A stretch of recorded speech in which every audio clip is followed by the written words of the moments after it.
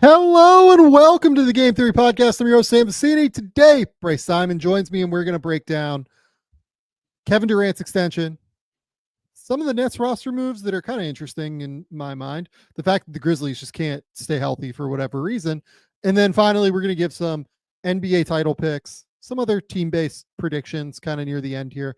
But first, let's hit the music.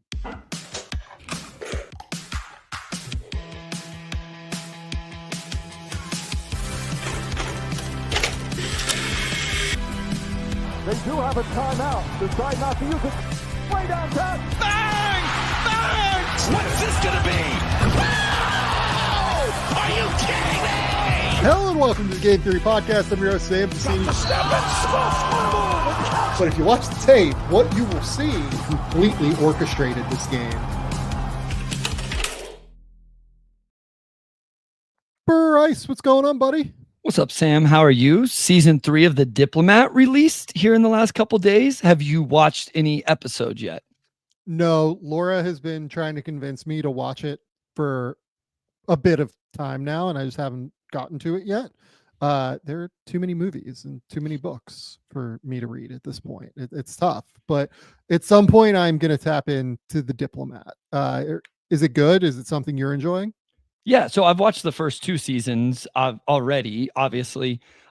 Season 3, I don't know, dropped, Friday or whatever. We watched episode 1 this morning of season 3, and then we'll get through a few more episodes after you and I finish recording this evening. I would probably binge a lot of it, but I still need to watch the Chiefs game. I have not watched the Chiefs game yet, so at some point I'll have to watch that. Yeah. The good news on that game is it's not going to take you long. I will tell you. I've seen the score. I know what happened. Or okay. I don't know anything that happens. I just know that they win by a bunch. So I kind of gave up on trying to keep this one quiet all day. Yeah, probably the right call on your end. Yeah, so let's just kind of jump in and talk about what's going on basketball wise. So some newsy stuff has occurred. The first one being Kevin Durant has signed a 2-year, $90 million extension with the Houston Rockets. This is about, I don't know, 30 million-ish, something in that ballpark, dollars, less than what he needed to take if he wanted to do a max. Now, I don't think Houston was ever going to do a max, but theoretically, he is taking 30 million or so less than what was on offer for him. It's interesting that this is the decision for Durant to lock in before the season starts with the Houston Rockets. I think that is probably what struck me most during, seeing that when I woke up this morning. The fact that they're just locking in already and saying, you know what, let's give this a bit of a runway. Let's see what happens. I mean, frankly, this is probably, look, I kind of refuse to put limits on Kevin Durant at a certain point, but this is probably his last big deal, right? So in all likelihood. Real quick, I was just looking at that and it's well, he got the player option. So, in 27, 28, he can hit the market again. And I was at 39, what is that going to look? You know what I mean? So it's I don't know that player option and getting back on the market that quickly is a huge, huge win. You know what I mean? So yeah, I don't know how much that plays into it. Yeah. So this is at least 2 years of Kevin Durant with Houston. And then maybe, we'll see what happens. Right. I'm excited to see the Houston Rockets this year. They've been playing this weird mix of sometimes it's Reed and the super big lineups. Sometimes it's just this obscenely massive lineup with Amen and KD and Jabari and Intari, and then you have the 2 bigs with Alperen and Steven Adams. I'm really interested to see how they go about their main lineup. Do you close with the 2 big lineup? Do you start with the 2 big lineup? Is that just the lineup that you go to throughout the middle of the game because you feel like you can absolutely demolish the glass against certain lineups? I'm fascinated to see how Houston and Ime Udoka utilize what they have at their disposal now. Reed Shepherd had a massive game against Atlanta starters. That game will be broken down over on the Game Theory Substack, which, by the way, head on over to the Game Theory Substack, gametheorysamv.substack.com, gametheorysamv.substack.com. Tomorrow or the next day, we will have a breakdown of Reed Shepherd's 29 points, 6 rebounds, 6 assist game where he had like 5 or 6 stocks against the Atlanta Hawks starters without any of Houston's starters in the mix. Like, he really kept that team in the mix, and yet also showed a lot of the flaws that concern or could concern Rockets fans, particularly on defense, in my opinion. He really struggled to stay in front of anybody, in my opinion, in that game. So it's a good mix. It's a really interesting situation for the Rockets, but go to the Game Theory Substack. We will talk about all this over there in the next couple of days. We will also have a VJ Etchcombe breakdown from his final preseason game with the Philadelphia 76ers. I submitted that to GMAC this afternoon, and I'm guessing that that'll go up in the next couple of days. Yes, that will probably go up tomorrow then, if you submitted that. And then we'll do Read on Tuesday morning. So that makes sense. That works for me. Go to the Game Theory Substack, gametheorysamv.substack.com. $6 a month. You will get a ton of video breakdowns, a ton of video stuff, and a lot of really, really fun content over there. Kevin Durant. I think this makes sense on some level. I am just like a little bit surprised they decided to lock in like immediately. Maybe not surprised, but I find it interesting they decided to lock in immediately. But also, like, you know, it feels like this is a situation where Kevin Durant was happy to go there. The Rockets were happy to acquire him. You know, let's see what this is for 2 years and kind of go from there. Yeah, it took me by surprise just because of where that number is. So looking at 26, 27 cap hits, this has Kevin Durant already at 28th. And so, like, you know, he's barely going to crack the top 30, depending on how some other contracts play out next season. I just think that's really good value. Like, if he would have taken the full number and we were talking about him being at 60 million or around 60 million or whatever for the next 2 years, I might have been a little bit more like, yeah, I realized they made this. I just feel like Houston did so well in this, Sam, in terms of what they gave up to acquire him. Now the contract that they've given him, and, you know, just it really feeding a need for this team to go and be contenders this year in the Western Conference. You know, like, wherever that is now with Fred VanVleet out, like, that's not something they could have foreseen or whatever. But I'll tell you this, having Kevin Durant in play sure makes it a little bit more manageable, having a veteran like that. Obviously not nearly the same type of players, archetype, whatever. But I just think Houston has done really well all around in terms of what they gave up to go get him meeting the needs, filling the needs of this team, and then this contract as well. I mean, you have to assume he's going to be huge for them this year. You cut $11 million off his salary for next year, where I think you probably still assume he's good. And then, you know, maybe there's 1 year, maybe, you know, we'd be going into age 39 season at 46.7, but I don't know. I'm all about this from the Houston Rockets side. And if KD's happy, he's made a ton of money. Like, if there's ever a guy to, you know, give a little back or whatever, I feel like Durant's probably going to be okay.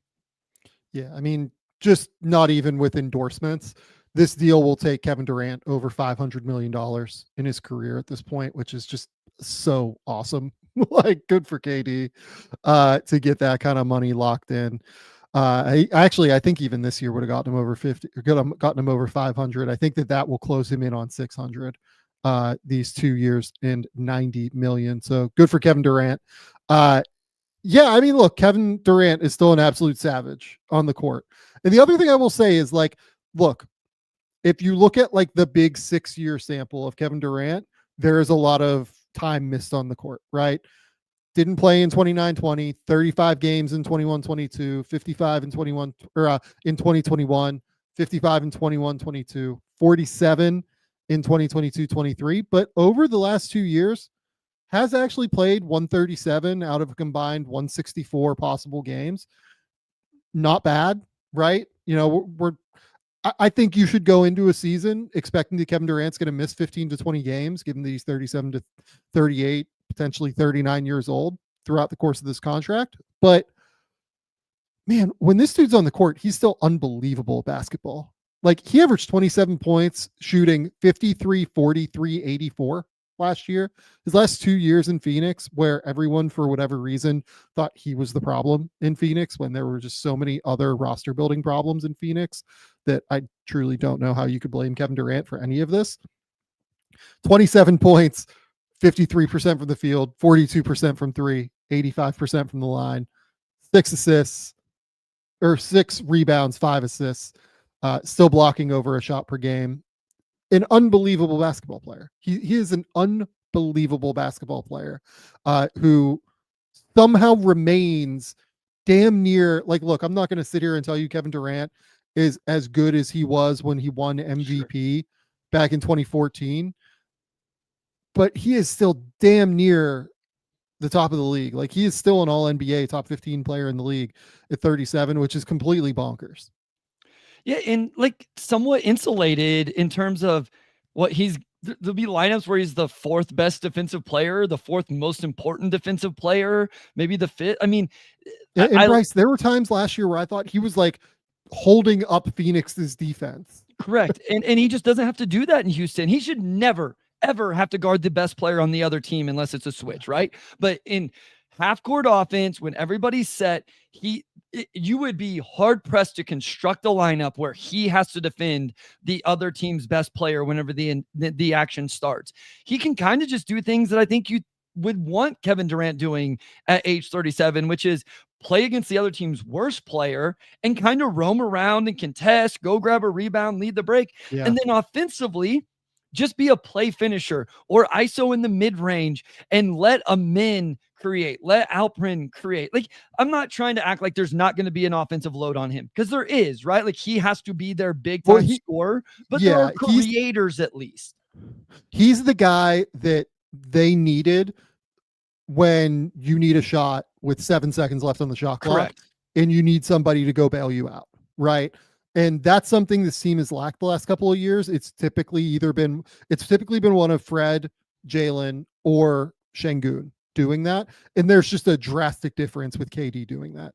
KD can get to that mid-range jumper. He can get to that spot at the elbow, on the baseline, basically whenever he wants. And that shot is probably somewhere between, even when it's most contested, probably a 45% look, right? And with Jalen Green, with Fred, it's probably like a 30% look, right? So there are just massive, massive differences in terms of what they can do in terms of creating late shot clock offense, which I think is something that Houston needed in big moments. On top of that, man, like, this team loves to run that 2 big lineup. Yep. And when they do that, they run zone, right? Kevin Durant is now roaming like the back line of a zone and is going to like have to go up, and like the way that NBA zones work, a lot of the time when you run that 2-3, the corner man has to be responsible for the wing and the corner, right?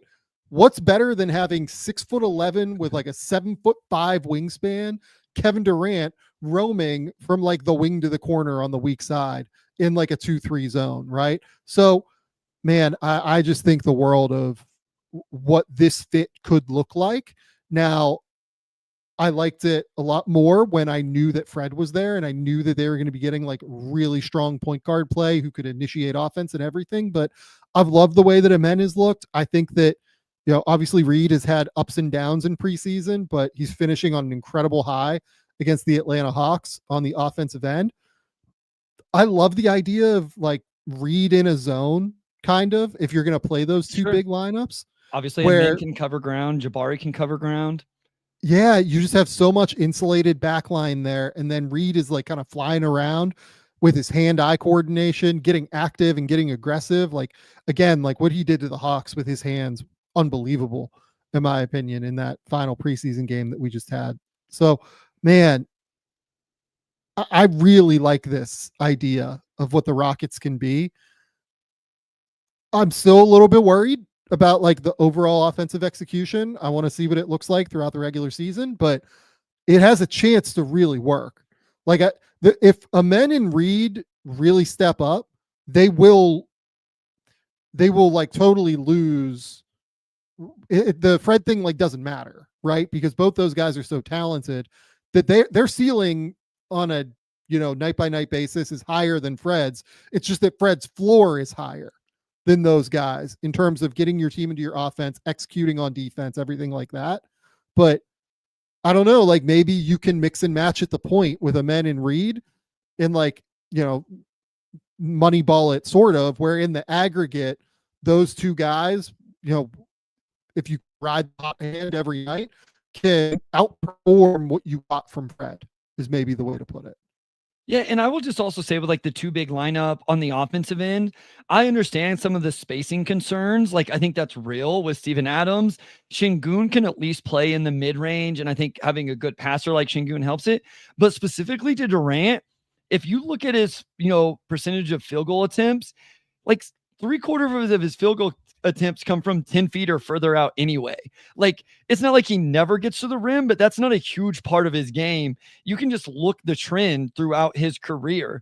And so I don't think that that's going to completely like mitigate what he is as a scorer, right? Like I think Durant's going to be perfectly fine. If the team wants to pack the paint, that's fine. He just won't, he's just going to shoot from the mid-range or the 3-point line or whatever. Right. So I think he'll be fine individually, like bigger picture, like can a min pressure the paint and then spray it out and some of that stuff. Sure. But for Durant specifically, I think this is what makes him fit so well is it's okay if the lane is clogged because where he wants to shoot from anyway, that doesn't matter the way he wants to get a lot of his buckets. Yeah. I mean, look, like maybe I'm just like drinking the preseason Kool-Aid and all this stuff and I'm wrong, but yeah, I kind of wish. I think this team's going to be very good in the regular season is where I'm at. In the postseason, like I do want to see what Reed and Amen can do, like getting easy shots for everybody else, right? Şengün is the other guy like we barely talked about. Şengün's been awesome in the preseason. Like his passing and playmaking has been unbelievable. And I think defensively he continues to make strides. But like to me, it is going to come down offensive execution wise on some level to how ready are Reed and Amen to be able to handle the load. I think in the regular season, that's probably going to matter a little bit less because they're going to pummel teams on the offensive glass. KD's going to be there to bail them out when necessary. And defensively, they're going to be like a top 5 defense at the end of the day. So I think this team probably wins 50 games is where I'm at now. But in the postseason, like we'll see what it looks like. Sure. In my opinion. And like, that execution efficiency side of the equation, I could feel great about it by the time February, March rolls around. I could feel a little bit questionable about it.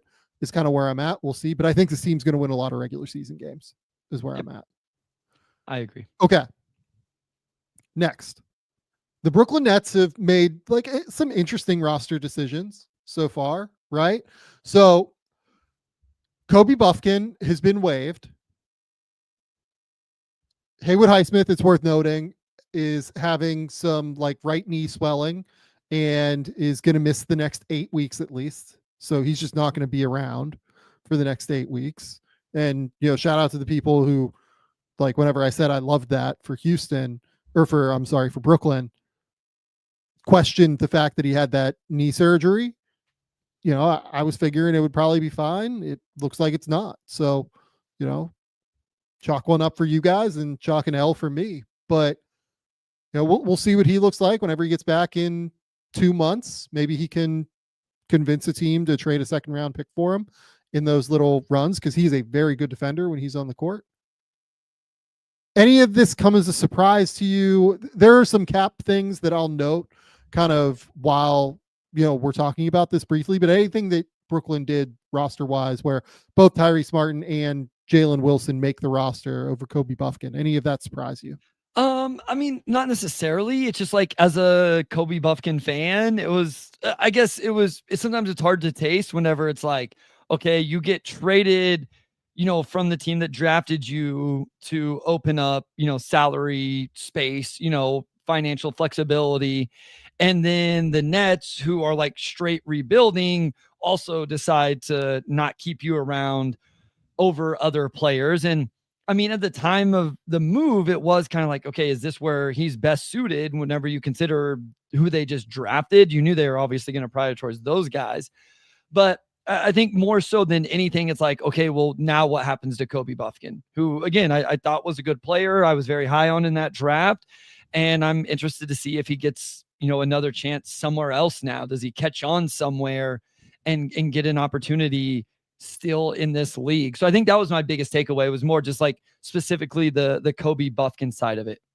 Yeah, someone asked, non-guarantee or two-way on the Pistons for Bufkin. Like, that's a home run to me. Like, the Pistons should do that if he's willing to do that. I like the non-guaranteed side of it, because I'm a little nervous for Detroit to just fill that 15th roster spot with somebody they're not positive can play, because I don't know that right now they have more than 9 true rotation players.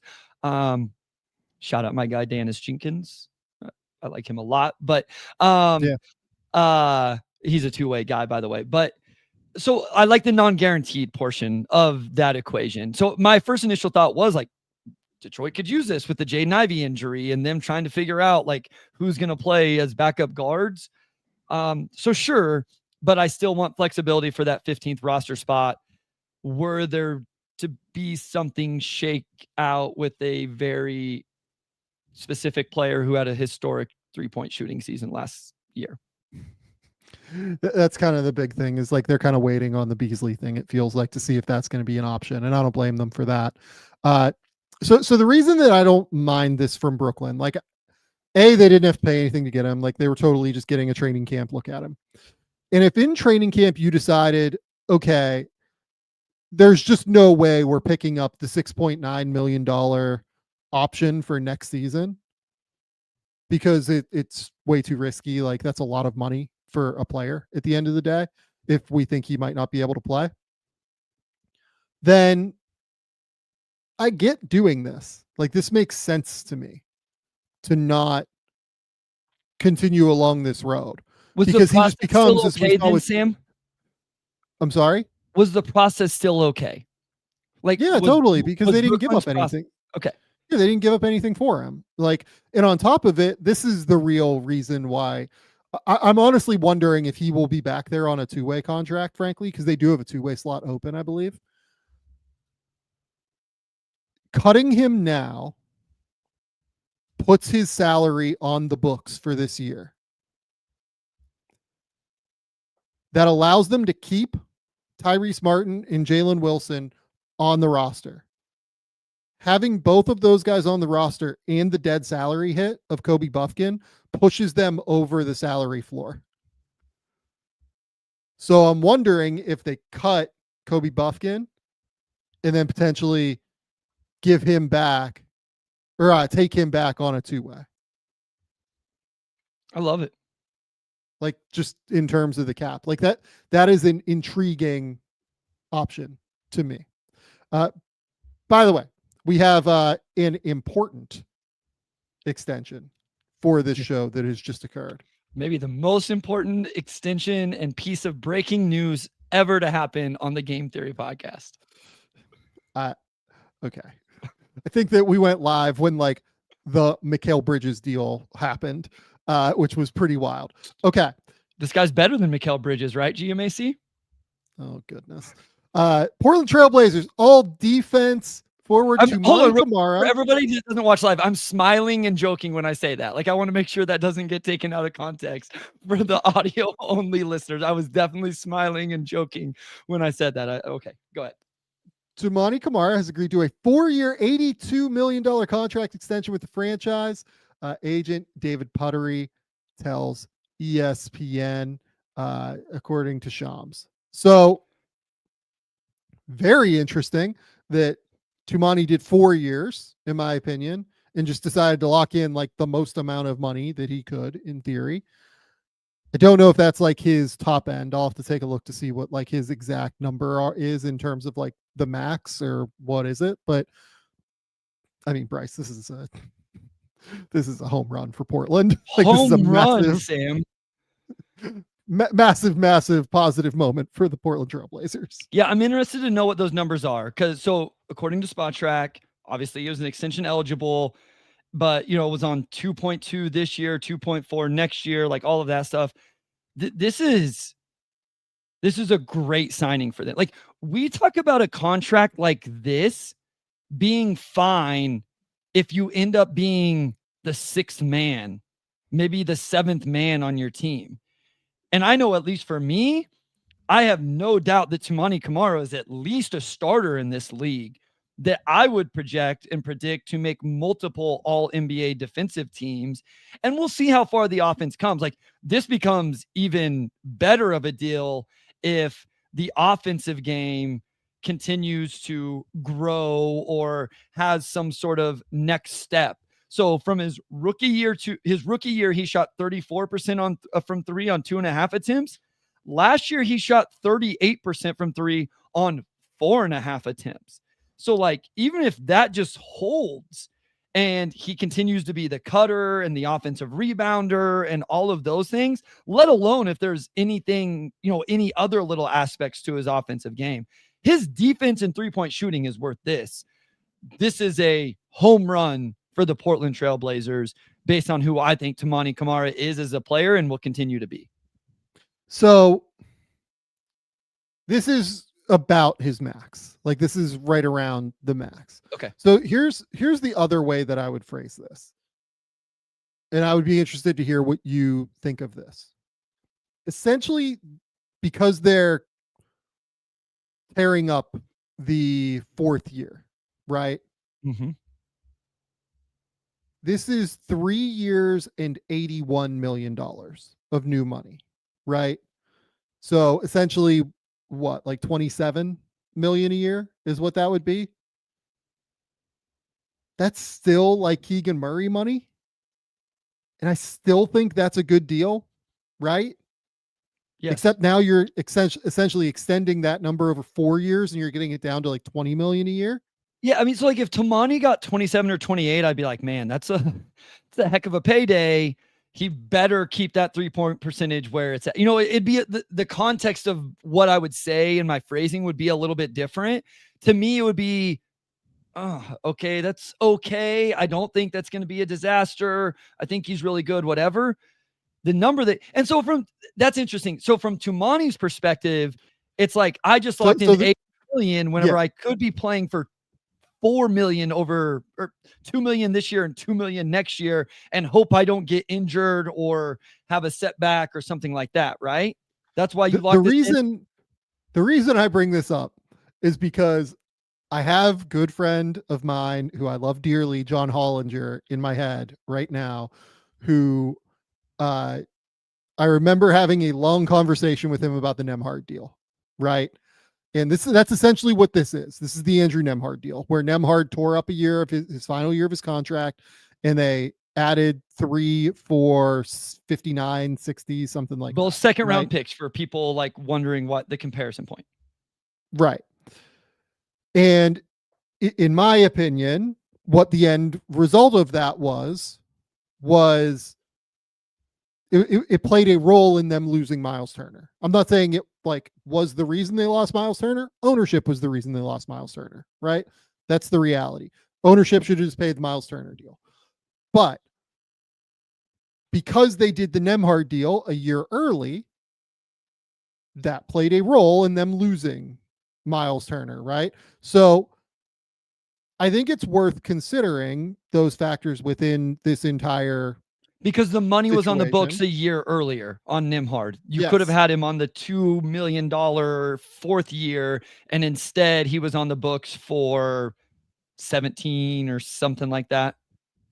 18 ballpark, whatever it is, ballpark, right? Yeah. So here's the 18. difference to me. Here's the difference to me in this situation versus that one. There's nobody they're trying to keep right now. Like Shaedon Sharpe, they have restricted free agency on Sharpe. I don't know. Like, I'm kind of at the point where I kind of think that this is more than that, right? I'm kind of assuming that this ends up being that they keep Sharpe and they keep Toumani. Like, they have the ability to do that. So, and then, everybody else, they have everybody else locked in. Denny Avdia is locked in for the next 2 years. Jeremy Grant and Drew Holiday are locked in for the next 2 years in all likelihood, right? Damian Lillard's locked in for the next at least year, right? And if Dame is great, then like that's a whole other conversation, I guess. But I don't think that this deal with Camara, where you're adding 3 extra years on top of what he already has in his deal, plus you're getting more expensive in next season, which you already had on the books. You're adding 18 million. I don't think that limits Portland's flexibility really in any way, in the same way that it limited the Pacers' flexibility. So I'm completely fine with this 4-year, $82 million extension where you're tearing up next year and then deciding, to pay him that little bit extra, because I think that if he has the year that he had last year and you take him to restricted free agency next summer, he ends up getting more, is the reality. So, some team I think would be willing to try this. He's too valuable for every team league wide. Yep. He's the type of player that all 30, like you don't have to think about, does he fit us or not, or do we have too many of these type of guys, or is there enough, can the ball touch, everybody's hands here, and you don't have to worry about any of that stuff. Like, to me, it's just too good of a deal to not lock him in. And when you look at their books, the Denny deal is still declining, which is just hilarious. Dame is on a declines next year, actually goes down almost $1 million. A few guys come off the books. Like, I don't just take a quick view of their books and think this is going to hinder them, to your point, in 26, 27 from retaining guys. I mean, if anything, it's like, do you ever get off the Jeremy Grant contract somehow? Or does Drew Holiday play out this contract, or, do you eventually move him on to somewhere else? So I think it's a great move by the Blazers. Yeah, and like in theory, I guess you could try to make the case that, like, okay, let's say they get off of the Grant and the Holiday deals somehow, and they could theoretically have space in the summer of 26, 27 or whatever. Yeah. I guess that could limit it, but it's not costing you anybody that you already have committed to. You know what I mean? Yeah.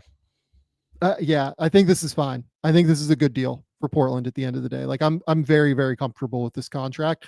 I mean, it's going to end up being that for those last 3 years of this deal, he's going to be like very cheap compared to the market. He and Herb Jones guaranteed to be on like the best contract lists that we do for the next like 4 or 5 years, basically. Yeah, I mean, that was my initial thought, is like, we get to keep talking about Toumani. 3 years, I guess. Yeah. We get to keep talking about Toumani because he's probably going to end up on our best contracts in the NBA episode. Yeah, I just, locking him in for 4 years at that number, unless there's just some obvious thing that you've brought up here where we're missing in terms of flexibility, I just don't see how you pass up on it. So I love it. And for Toumani, he gets paid. He doesn't have to wait on his money after this year. He locks that in. Yeah, it's a great move by Portland. It's a great move by Portland. Something that makes total sense to me. Okay. Final thing. The Memphis Grizzlies just continue to get absolutely snake bitten.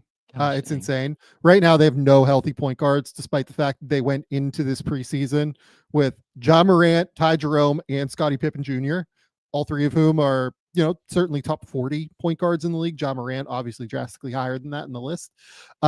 Scottie Pippen will undergo a procedure for a left big toe injury and will be reevaluated in 12 weeks. Morant, I believe, has some sort of sprain, if memory serves. It says ankle.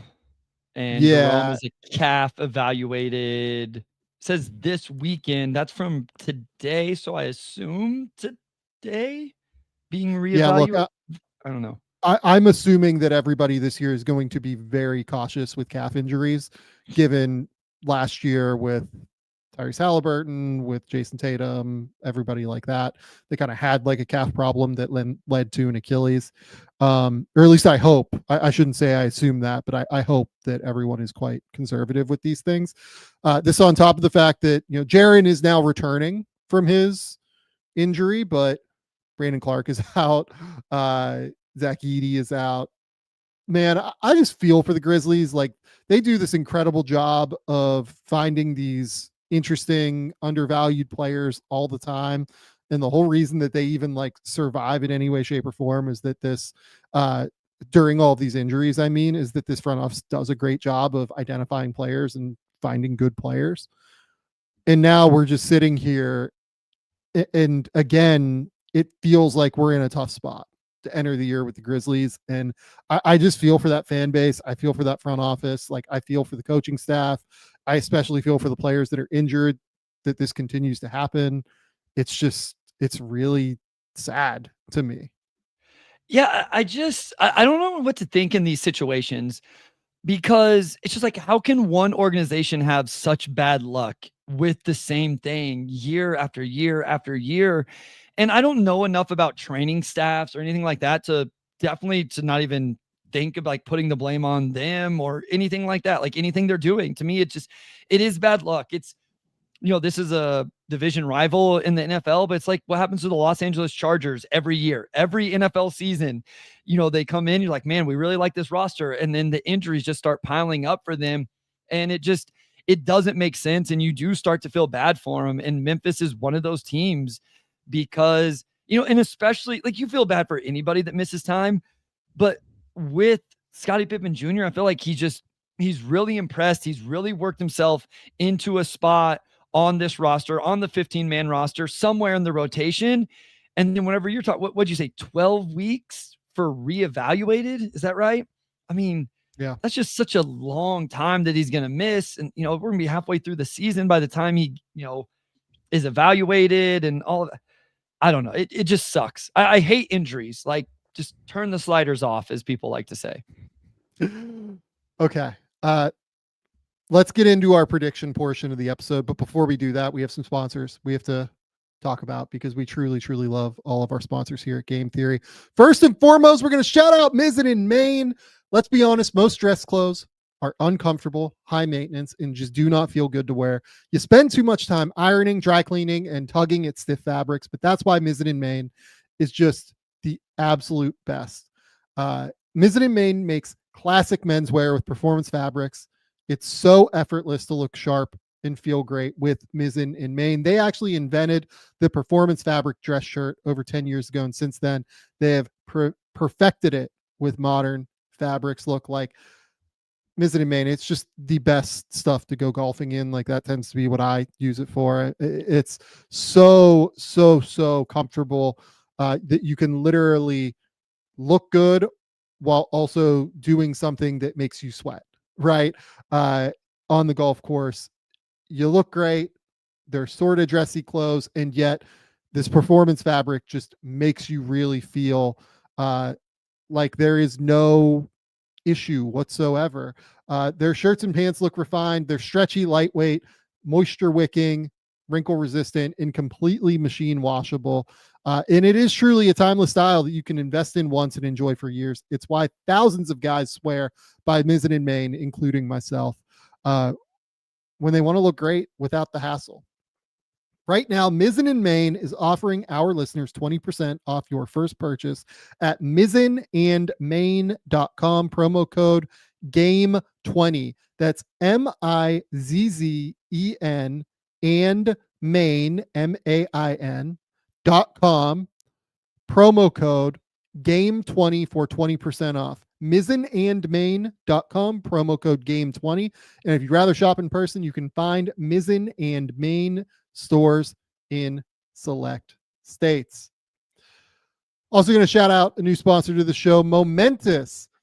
A lot of supplement brands chase trends, but if you're serious about your health, we know research, backed science is what actually moves the needle. Momentous works with the best brains in human science to create every formula, and every batch is made of pure ingredients tested for safety and does not include fillers. So you get the best long-term results possible. Look, creatine isn't just for muscle gains. It's essential daily fuel for your brain, body, and long-term performance. I have done the thing where I take like a little bit of creatine as somebody that has ADHD, because I really struggle with focus sometimes. And it does actually help you a little bit focus on what you have going on. It is very, very helpful. So Momentous creatine is backed by leading performance experts, sourced exclusively in Germany. CreaPure sets the gold standard for creatine, delivering the purest form. Creatine monohydrate that's rigorously washed and never cut with fillers. With over 2,000 five-star reviews, over 112,000 customers have seen the results firsthand. With Momentous, the fundamentals are done right. Right now, Momentous is offering our listeners up to 35% off your first subscription order with promo code GAME. Go to livemomentous.com. That's livemomentous.com. Promo code GAME for up to 35% off your first subscription order. That's livemomentous.com. Promo code GAME. Okay, Bryce, it's time for a few predictions here. We've done the player-based predictions. It's time to do some team predictions here. So I'm excited to kind of talk through this a little bit. And we're going to start with best offensive unit in the NBA this year. And I struggled a little bit with this one, honestly, because just like via playing the math game, right? The Boston Celtics have just been so incredible on the offensive end over the course of the last couple of years, but they didn't even finish first last year. It was actually the Cleveland Cavaliers that finished first, and then the Celtics finished second, Oklahoma City third, Denver fourth, and then the Knicks actually were fifth. Those were the only teams over 118 points per 100 possessions. So I am fascinated to hear what your answer is for the team that will have the highest offensive rating in the NBA this season.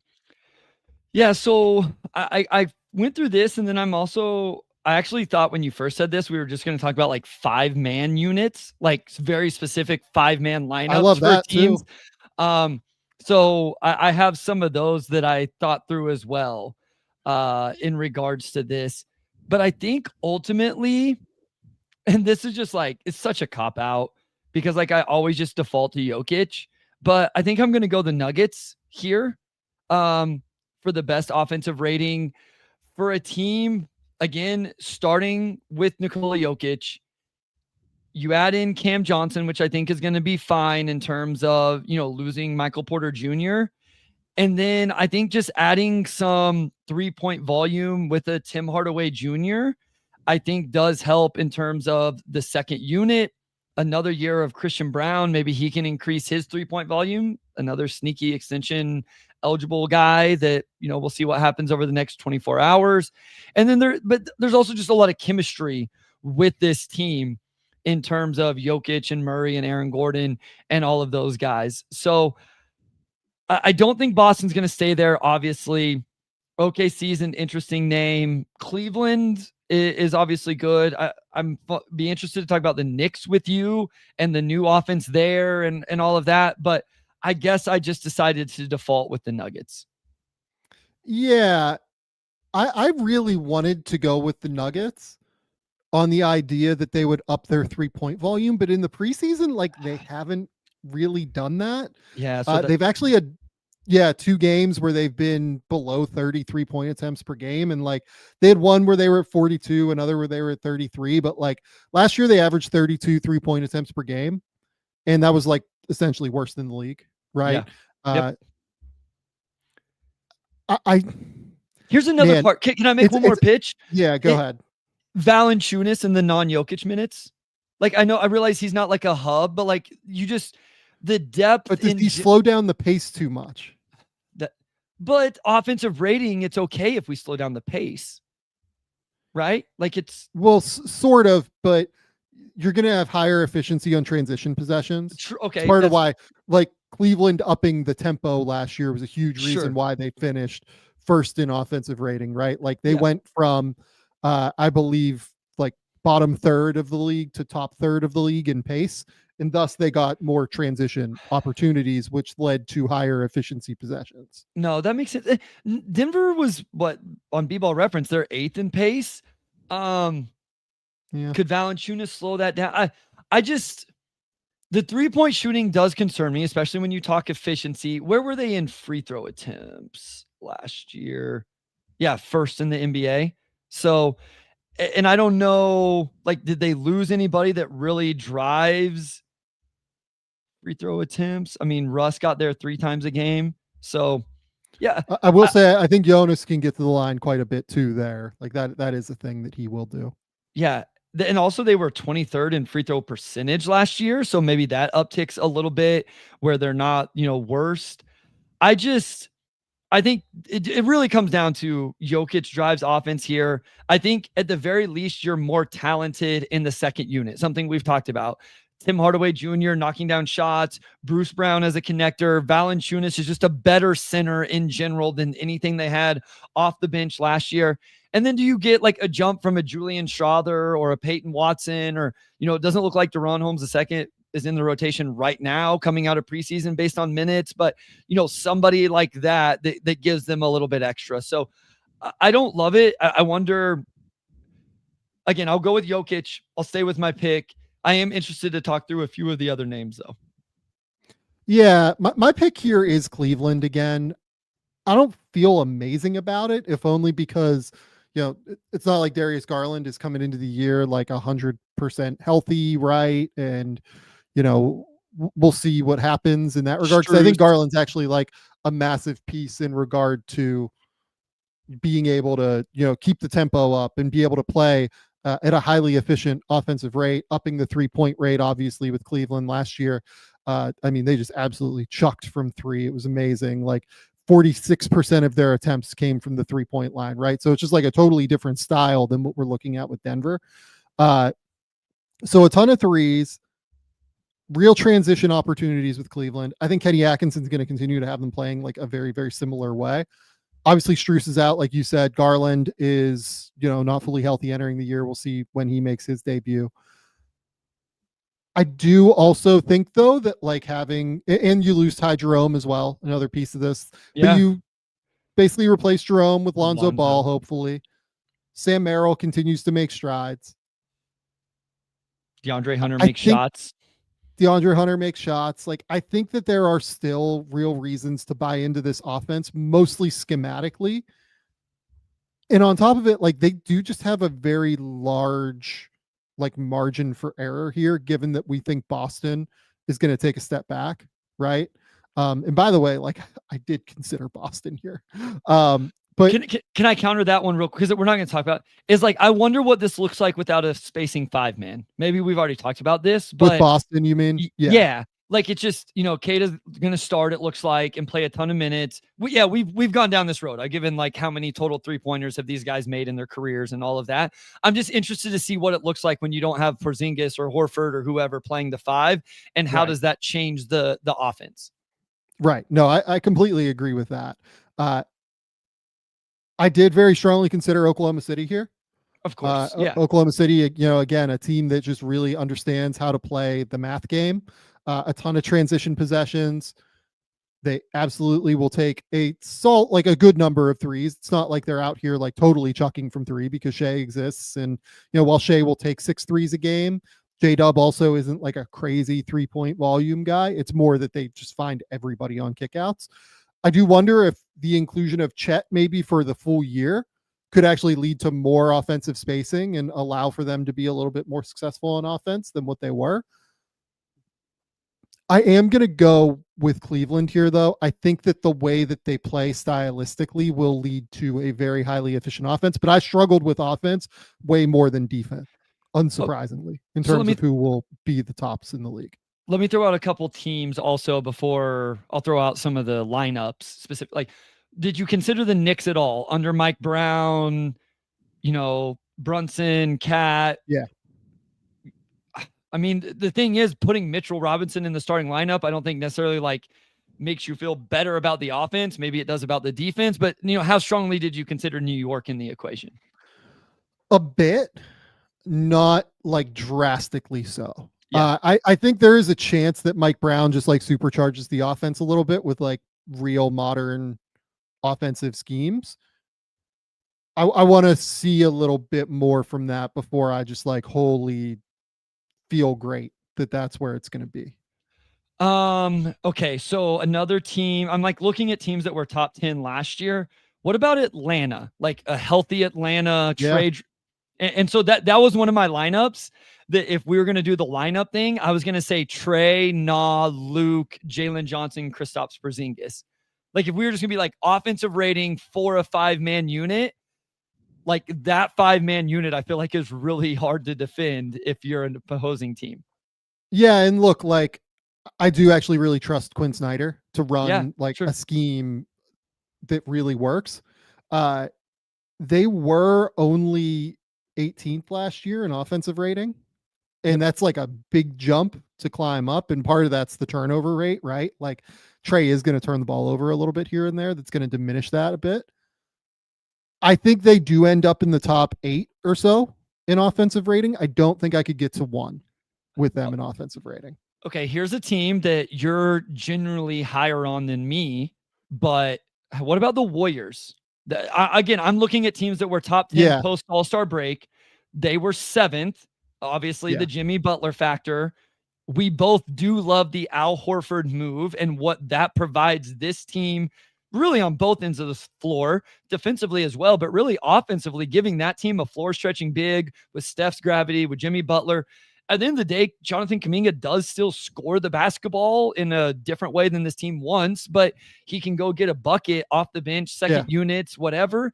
Is there I don't even know if we're talking first overall anymore, but is that a team that could potentially become part of the equation in the top 10, top 5?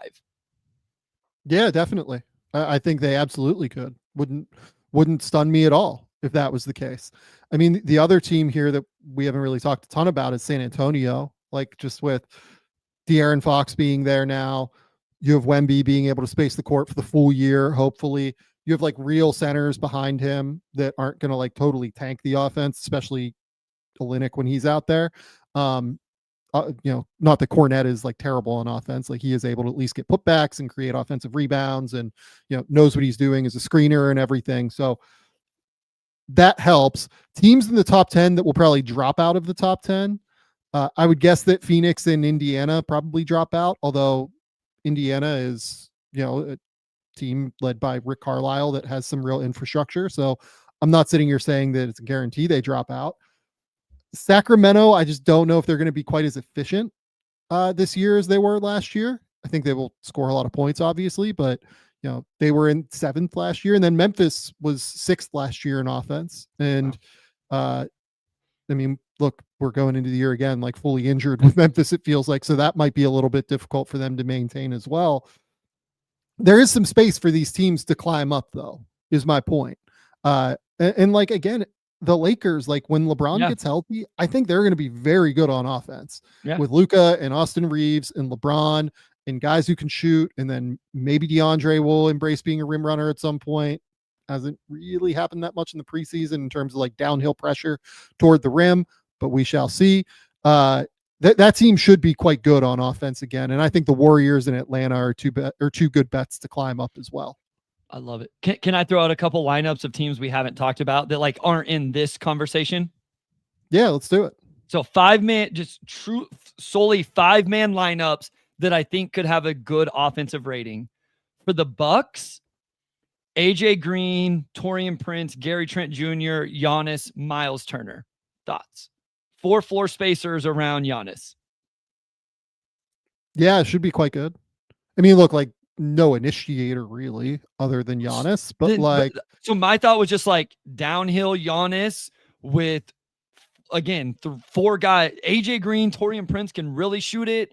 Gary Trent Jr. can score it. Miles Turner space. Like, I don't know how you create an advantage for a Giannis to get downhill.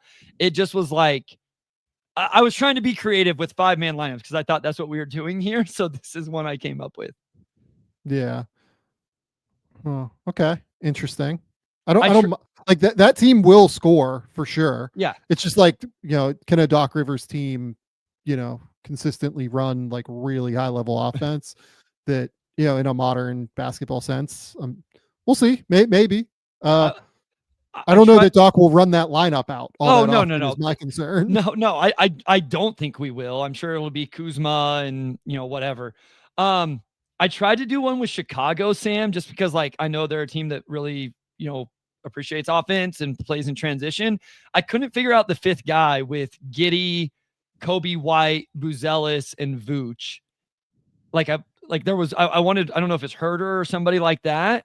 But if there was like a specific 5-man lineup in Chicago with the way they play, that could be a really good just offensive rating. Like defensively, it's going to be a disaster, all of that, but just purely offensive rating. Yeah, I mean, like, look, what if you just had Modis or Giddey guard the 4-man and you just put another guard out there like Io or something? Yeah. Like So that could actually be a really fun offensive group. Yep. Or to your point, Herder as well. That's another good one. Again, like the Lakers are another team I'll bring up here. Like, LeBron, Luka, Reeves, one of Laravia or Rui and Ayton, like that team could absolutely cook offensively. I'm trying to think who else. I mean, like the Wolves last year had a bunch of lineups that like Minnesota. Really cooked. I feel like there's like, what's the purely best offensive lineup for that team?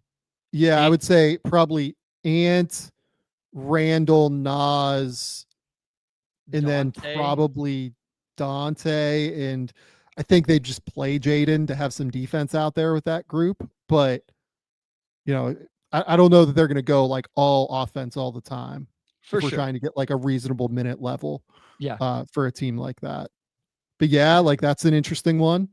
Trying to think of like anyone else that like really, really, I mean, the Warriors one, obviously with Steph, Draymond, Jimmy, Pods, and Horford, like that or Healed in Horford, or whoever you want to call out in that respect.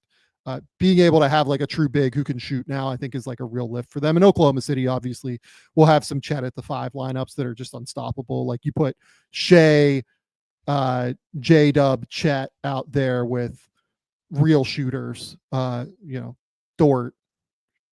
You could move like a Isaiah Joe into that lineup, and that would absolutely cook. Like there are just a lot of lineups that they can put out there. Chris Youngblood, really tough. You said his name, dude. I think I had Chris Youngblood at like 95 or something on my board, or I don't even know if I had him. He was like right at the borderline if I didn't rank him.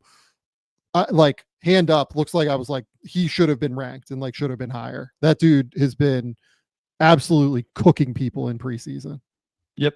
I remember at Summer League, people, just walking around the concourse and people were talking about Chris Youngblood. So yeah, that was he has been impressive to this point. He has been very, very impressive for them.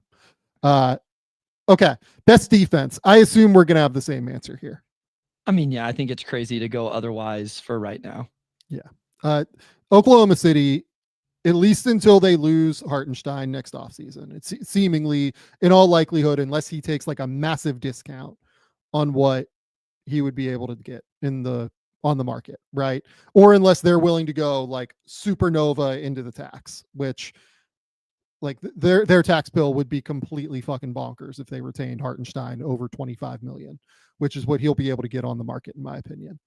So right now they can run out lineups of Shea and Jalen Williams, Caruso and Lou Dort, and one big. They can line up Chet and Hartenstein, one of Shea and J-Dub, and Dort and Caruso. Like the thing with Oklahoma City is that they come at you in so many waves. Like I just mentioned like 3 different lineups they can run out, and didn't even mention Cason Wallace in one of them. And Cason Wallace is probably one of the 15 best perimeter defenders in the league, if not like definitely one of the 15 best perimeter defenders in the league. They're so disruptive, but beyond that, they also get to be disruptive because they have the rim protection behind them to know that, okay, if we get beat trying to be hyper aggressive at the point of attack, we have Shea, rotating across the back line as a free safety, and he's amazing in that role. We have Chet as a, incredible rotational anticipatory big man who's going to go block shots. And we have Hartenstein there who just takes up an immense amount of space, moves incredibly well, can guard in ball screens. Like, I think this is the best defense I've seen since I've been covering basketball, just point blank. So that'd be over a decade now. And I think it's the best defense since at least the Pistons of like the 2004 Larry Brown era. And stats will back that up. Like if you look at the percentage to where Oklahoma City's defense last year was better than the rest of the league comparatively, or compared to league average even, they're the best defense of the last like 20 years essentially. So yeah, to me, like this is Oklahoma City. And for next season, at least until they lose Hartenstein, this is the best defense in the league, point blank.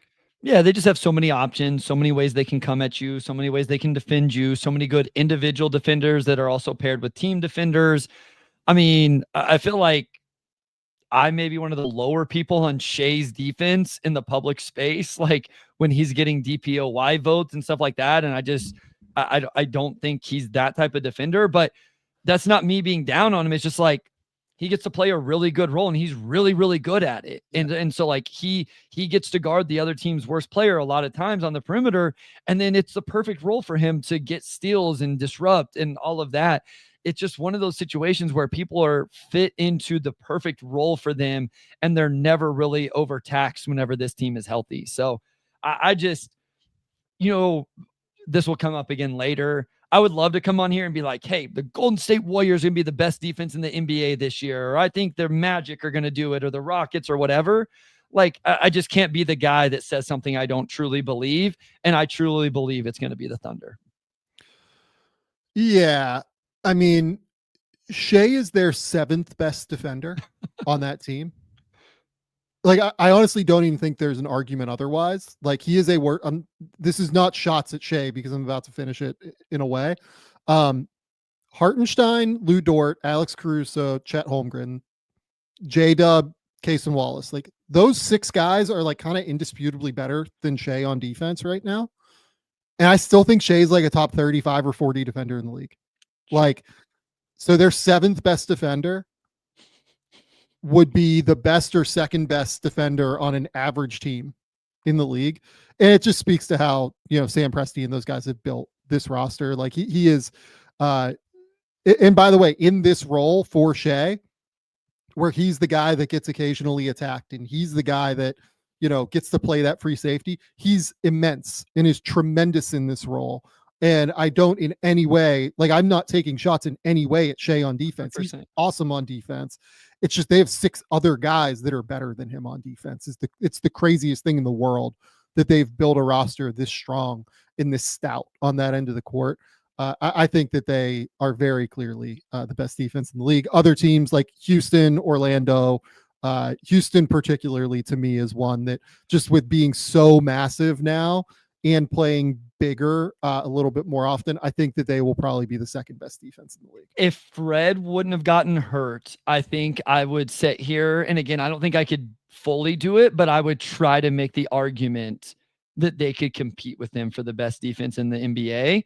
I just do think what Fred brings defensively, the toughness, the leadership, screen navigation, stuff like that, they're still going to be really good. Like I think they're top 3, definitely top 5. I just don't, that is one area where I think the ceiling may be a little bit lower for them because as you mentioned earlier, Reed's going to play a bunch of minutes and Reed's not the same defender that Fred is. Yeah, no, that's right. You mentioned kind of going back through and looking at where these teams were, after the All-Star break last year, let's call it, right? Yep. Golden State. I mean, Golden State was unbelievable. Do you think they're going to be better this year defensively? Like a lot of that was Jimmy, but then you also bring in Al Horford, like we mentioned earlier, which I think probably makes them better defensively as well, right? Yeah, Golden State had the number 1 defense in the league after the All-Star break last year, and I would guess that they're going to be pretty similar, top 5, top 6. Well, that wasn't just Jimmy in the league again. That was also Draymond. I mean, Draymond just lifted in such a big way. Yeah. To me, it's like if Draymond can play at that level for 82 games, he's winning Defensive Player of the Year. I'm telling you, like he was that good for the last third of the year last year. Look, like Draymond is 35. Can he do that? Is the question. With guys that are all-time greats and, whatever you want to think of Draymond, you cannot in any way, shape, or form say he is not an all-time great on defense. Like sometimes they just have it for till they're 39 or whatever. Like Kevin Durant has it right now at 37, and it is what it is. But yeah, I mean, that Warriors team on defense at the end of the year last year was completely absurd. So I would have them I think I would have them in the top 5 this year on defense for the full year. Yeah, I'm with that. And Portland is another team. They were a team that I've kind of thrown out this 5-man lineup, but they could really defend. I don't know who the 5th guy is here, but a Toumani, Denny, Drew, Donovan Clingan, like that's 4. That is one. I don't know where elite is, but that's a top 5 perimeter defender in the league. Drew's as versatile as they come. Denny is good and physical, and Clingan's a young big. Like, I don't know where you'd put him yet, but he's on the floor right now because of his defense. And then just insert the 5th guy. Maybe Scoot takes a leap defensively. Maybe Thybulle's healthy eventually and able to do it. But and I realize that would have offensive issues. I understand that, but I think and they were a team that was 4th defensive rating post All-Star break last year. Yeah, they were very good on defense at the end of the year. The last team I'll bring up here is San Antonio. Yeah, sure. When Wemby has been on the court, they have been an elite defense, just point blank. Like their defensive rating is right around 110 when Wemby's on the court, which is like top 5-ish levels in the league. Having Luke Cornett now, like being able to play 48 minutes of Luke Cornett and Wemby if you want to, I think is going to be able to place them in that top echelon defensively. I don't know if they'll finish, 3rd, 4th, 5th. I would expect them to, at the very least, be a top 10 defense, if not like even a little bit higher. Yeah. No, I mean, I'm with we everybody knows what we think about Wemby in general, definitely on the defensive end. And, again, to plug the Substack, I did a breakdown on even Dylan Harper the other day, and I thought his defense was really intriguing and really interesting as not freshman, as a rookie. And, I'm not saying he's going to be awesome, but we got year 2 Steph Castle. So there's some other guys on that roster that can really defend and, just help take that to another level, even if there are some guys that maybe you have questions. We've even talked about this. You and Timpf were actually the ones that brought it up initially. Like, honestly, having Wemby there, even, and maybe Cornett as well, plays into De'Aaron Fox and what he may provide positively on the defensive end, which is taking chances and getting steals and stuff like that. You can do more of that, like you said, with the Thunder, when you have that rim protection behind you. So maybe even we see the best disruptive version of De'Aaron Fox on the defensive end. Yep, I think that's right. Wemby last year, when he was on the court, they had a 112.8 defensive rating. I think it was even better when he was a rookie. And then when he was off the court, they had a 120.2. That was because they just had no real center to be able to replace him. Now that you have Cornett back there, I would imagine that they will be much better on defense this year in the minutes where Wemby is off the court. And look, like they might play those two together a little bit, but I would hope that they stagger it so that Cornett and Wemby, you get 48 minutes of those guys being out there. Sure. Okay. Before we get into our West winners, East winners, title picks, everything like that, the last thing I had for you was surprise conference finalists. I feel like for the last few years, we have gotten surprise conference finalists on some level, right? If you look, the Pacers really the last 2 years, realistically, I think kind of fit this mold, right? The year before it was, who was it? Why is my brain breaking? I have to look at playoff summary. Honestly, like I think the Lakers were kind of a surprise that year because they won 43 games that season. And the Miami Heat obviously ended up going to the finals that year. So they were certainly a bit of a surprise for everybody. You can just look through like early Dallas team making the conference finals when teams had some questions or people had some questions about them. Miami making the conference finals in 2022 as well. There does seem to typically be a team that surprises and makes the conference finals. Who was your pick for this one? So I'm going to throw out a team and then you can tell me if it's not good enough. But my immediate reaction was a team I've been pitching, which would be the Atlanta Hawks. Love it.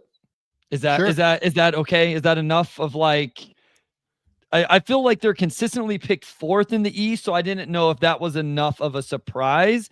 I feel like I hear people talk about liking them, but then everybody still defaults to New York, Cleveland, Orlando, and then some people even like maybe the Bucks or, whatever.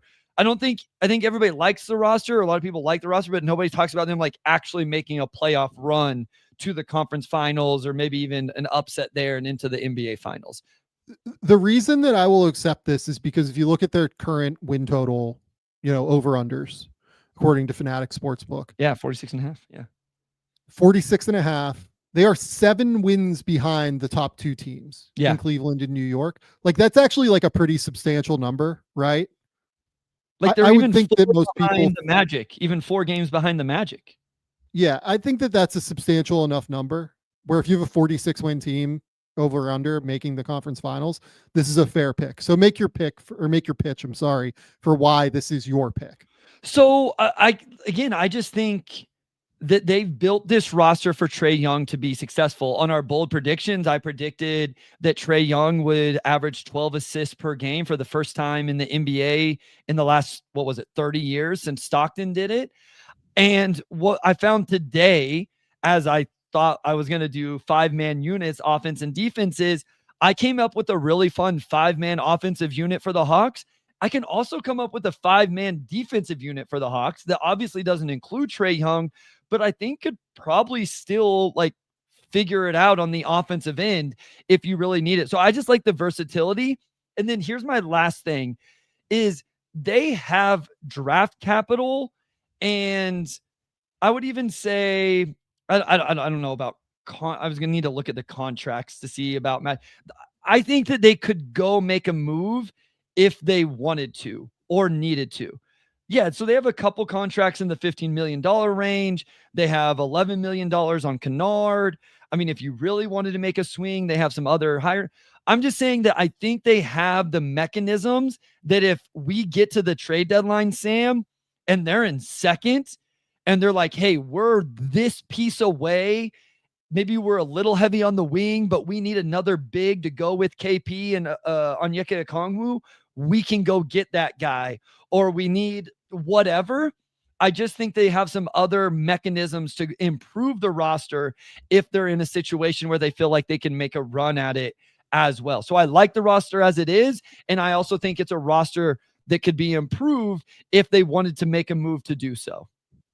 Yeah, no, I think that's right.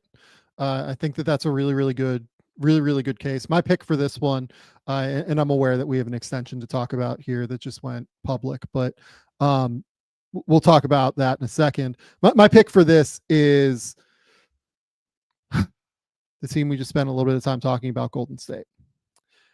Is this enough of a surprise? Yes, for me, I'd say yes. I think for some people, no. I think I listened to a podcast today that had Golden State 3rd in the West. But it's the same argument, right? Like these two teams have the same over under. Listen, Sam, I have the Golden State Warriors in my play-in. So yes, for me, yes. I just think that they are so good on defense and will be able to create enough offense with Jimmy, with Steph, plus with having real spacing now with Horford, and they have the ability to go out and get better at some point with a Kuminga trade. I think this is the year that they go all in, and I think that Golden State is going to be able to do this. Oh, I just saw the extension. They're putting in some work. Well, yeah. Yeah. Okay, so I'm trying to. Is there any worries for you about age with this team? Like just like making it through the season? Do you think there's enough depth and all of that to get through? Like maybe that's a bit. Steph is great. Jimmy's great. Al Horford, Draymond. Do you like the depth of Moody and Pods and the backup center rotation and all that? Like, do you like those guys enough? Buddy Hield? Or do you think if Kuminga's still on this roster, do you like this pick? Or is this like I think what they're going to do with Kuminga rounds this roster into liking this pick more?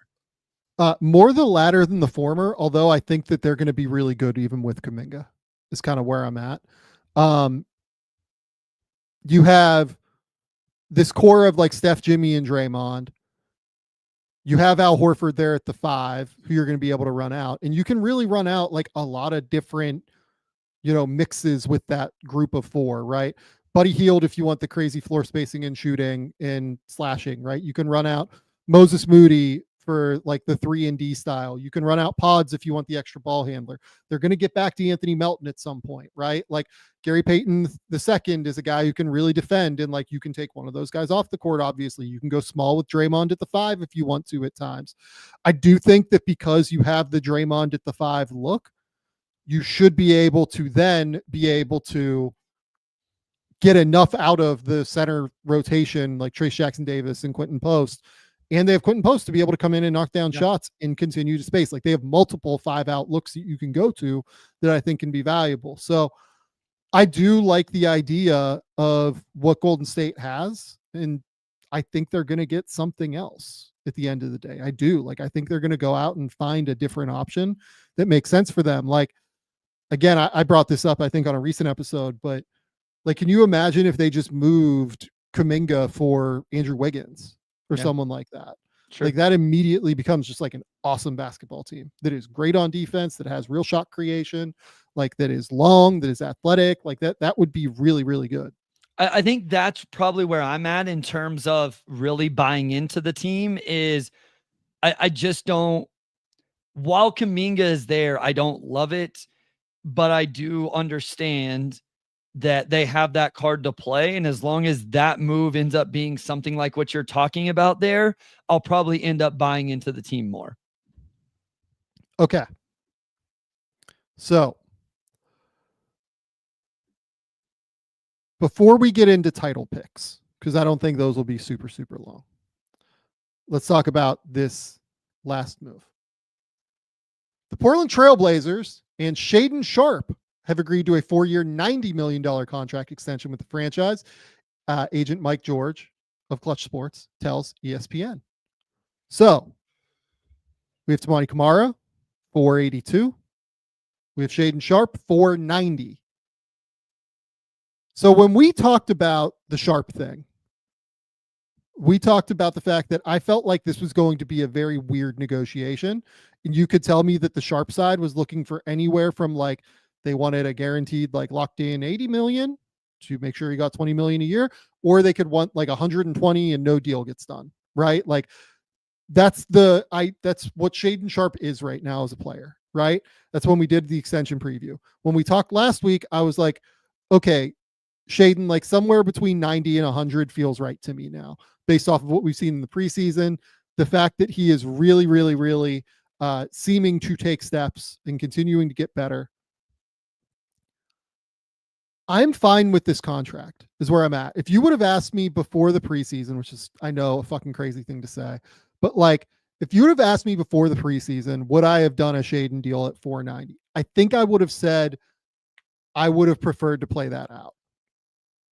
But after the preseason, where I think he has looked much improved, by the way, did a breakdown on that over on the Substack. Go to the Substack, gametheorysamv.com or gametheorysamv.substack.com.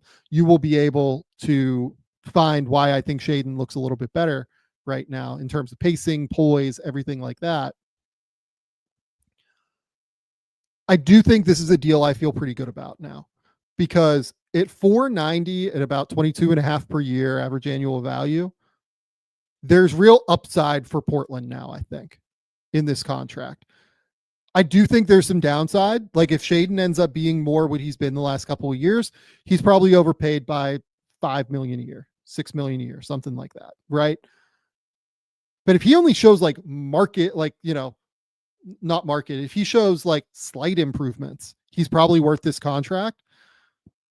And based off what we've seen in the preseason, I think that there's real reason to believe that like he might be a $30 to $35 million a year guy. There's still real like margin for error across the board with Sharpe, which is why I don't mind him feeling like locking in at 90 million for 4 years. I'm not going to sit here and tell him like that's a bad contract, especially given how young he is. Like Shaedon is going to be able to re-hit the market at 26 years old and go get like crazy, crazy money again if he wants to, or if he's good enough to do so. He'll be able to extend with Portland at 25 even. and extend it like massive numbers even off of this, right? Like he'd still be able to get what, like 35 a year off of this deal. Maybe even a little bit more if you go ascending on contract values or year by year values. So I think this is totally fine for Shaedon. Like I think that this deal kind of tracks across the board for everybody. If I was Shaedon, I might have wanted like closer to 100, but I don't know that I'm turning down 90 either. Yeah, I mean, I think where I land on a lot of these right now is like keeping it under 25. And if the worst, so like, what's the worst case for Shaedon Sharpe? I guess it'd be my worry here. Like, do we think he's worse than a really good 6-man off the bench scorer? Like, is there a world where he's not even that? Probably not at this point. I think probably not is what I would say. Yeah. So that's my thing is like this number keeps him below 25, which keeps him in the range of what a good 6-man in the league is going to get paid. And so if that's quote unquote all he is, it's neutral, maybe a little bit negative. And then, like you said, if he ends up being I don't know that I see Shaedon Sharpe as like a number 1 scorer in this league on a team, but if he's the number 2 scorer on your team or something like that, then it ends up being pretty good value. So I have a hard time just like really getting upset about numbers in the 20 to 25 range. I do think, like you, I think there is some downside here. I think it could end up bad. Like if he doesn't continue to develop, I just don't think there's as much downside as what maybe some people might see with it. Because at the very least, he's shown he's a guy that can really score the basketball. And I think doing that, even if it ends up off the bench, I think I'm with you. I think I'm with you where it could end up being $5 million too much per year if he ends up just slotting in as an off the bench scorer. And I don't know, maybe that comes back to bite them, but I have a hard time thinking that's just going to destroy their books or something like that. I believe it's like right around 14% of the cap right now. Like the $22 million a year that Sharpe will make average annual value over the course of this deal. We'll see how it's structured. I would guess they structured it low to high, just for the potential that they might have to try and extend him at a certain point. 14% of the cap right now is like 20 million, like right in that ballpark.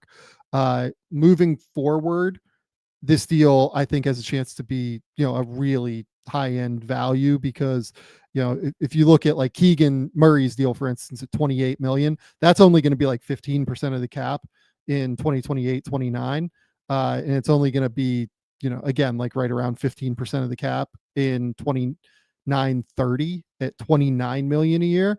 And that's just like so much less than what Shaedon's ever going to make on this contract. So look, defensively, there are real holes and Shaedon has some real room to grow, but man, like the patience, the poise, the fact that he's like really weaponizing his athleticism now and slowing down and seeing the court at times in like really effective ways.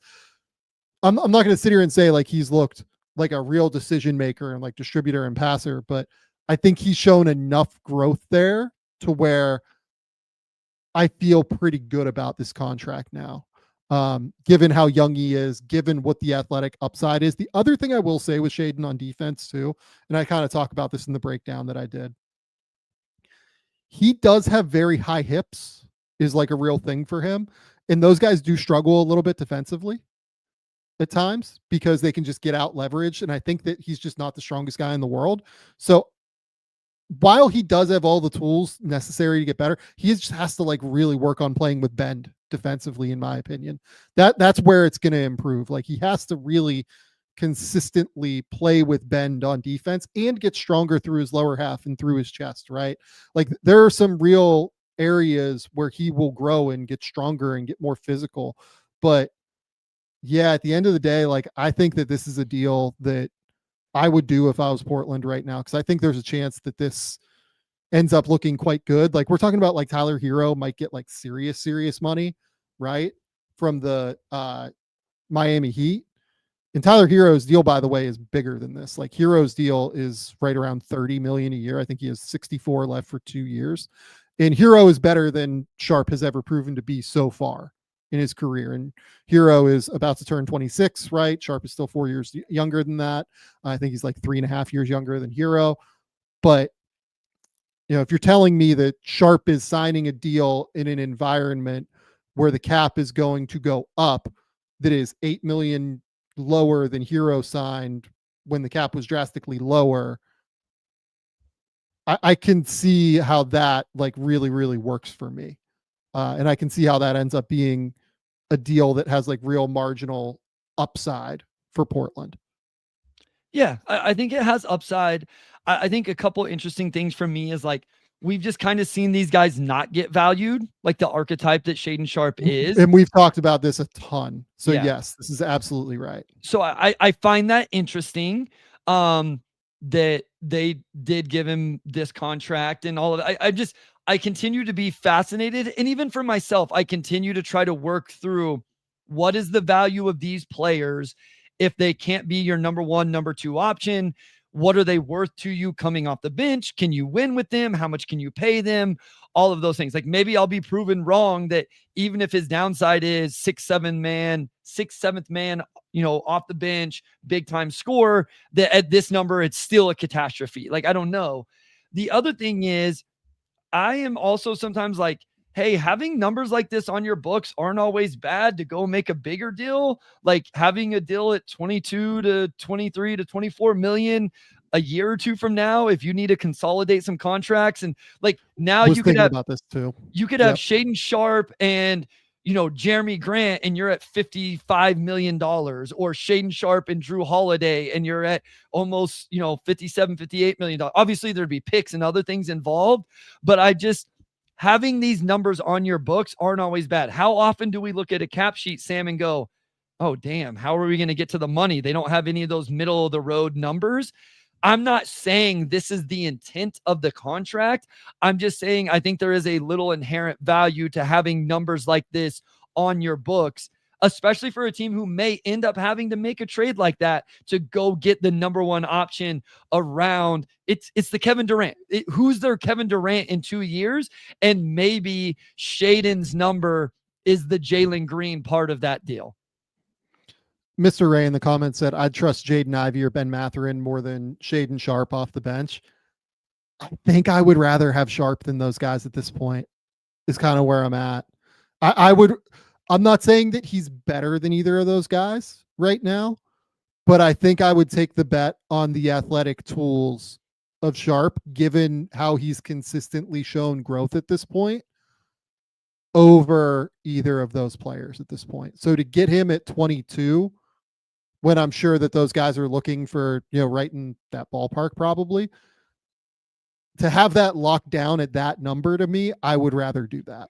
Yeah, and I mean, for what it's worth, this is around the number I've been talking for Jaden Ivey all offseason. Obviously, we haven't talked about it a ton here, or as nearly as much as I've talked about on the Pistons Pulse. And for what it's worth, I don't think JI is getting done before tomorrow.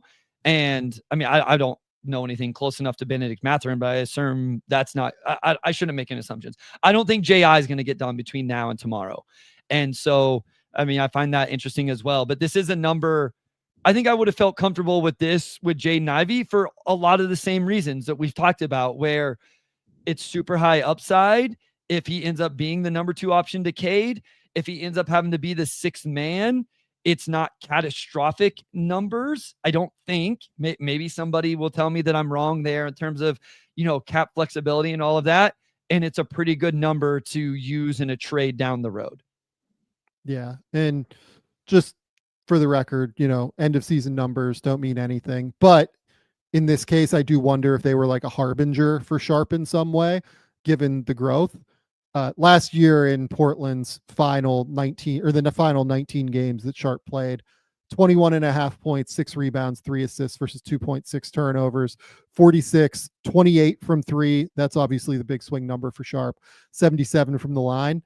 I mean, if he's only shooting 28 from 3 and is still averaging 21.5 points per game because he's so athletic that he's able to get to the rim and get paint touches and everything, it's a pretty real, like there's just significant room for growth here.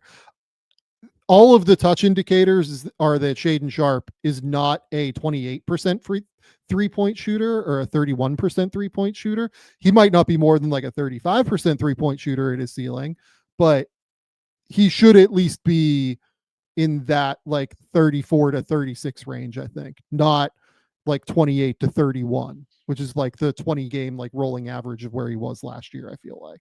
And quite frankly, I think I'm a little more okay with this for Portland just because of what they have around him. Like you have a bunch of really good, like I just outlined a 4-man defensive lineup where it's like, all right, if Shaedon Sharpe's the 5th guy in that rotation, guarding the other team's 5th best player, and then he's the offensive kind of, the guy that's really driving offense or scoring points or whatever, because obviously you can put the ball in Denny's hands in that lineup as well. Like, I just wonder if it ends up working in Portland. If Portland looks at this and like, we've built a really good defensive infrastructure around him. We just need a guy to go get buckets because we have these other guys that can do a little bit of everything. And maybe he's more valuable for Portland specifically than maybe another team that could have given him this contract where it's like, we don't need the scoring as much. We need you to do all of the other stuff a little bit better as well. So I'm kind of interested to see how that plays out for them because they need guys that can score.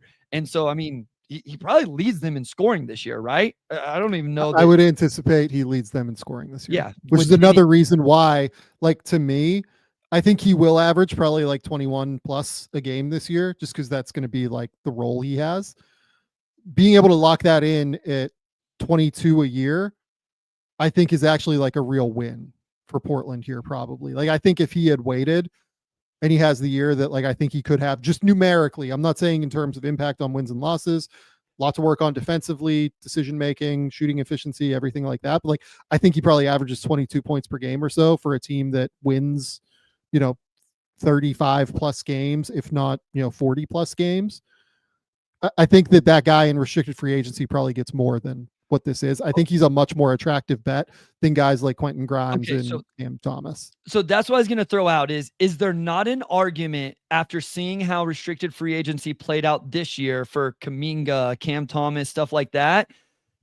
Like, could you have taken it to restricted free agency and just used that and got a better number, or at the very least got another year of data before you locked him in at this number? Like, is there not an argument but that like, was a better path? Man, you have $90 million staring you in the face. Like, guys get hurt. Guys have all sorts of things happen. Like, I completely get it. No, I'm saying from Portland's side. Get it. No, I'm saying from Portland's side, like not giving him this number. Like, and you know what I'm saying? No, like if you're Portland, we get another year of data. And even if he plays well, because he's a restricted free agent, we can say, hey, we're going to get him back at this number because he's going to be a restricted free agent and we're going to win that. Like we've seen every other team win restricted free agency. So I was there entering this preseason, but a couple of things happened. A, he looks better. B, Scoot got hurt, which means he's going to have more on ball reps, which means he's going to inflate his numbers a little bit more. C, this number is less than what Giddey got. D, this number is basically the same as what Kuminga got, just over a longer term. I guess that, the Nets and Sixers didn't win those things. Those guys end up taking the qualifying offer. That's true. Sure. If he's at 90 million, you just take this and you're happy with this deal. I think if you're Portland and if you're Sharpe, like to my point, you have $90 million staring you in the face. And like, you frankly have not been all that impactful on winning basketball yet.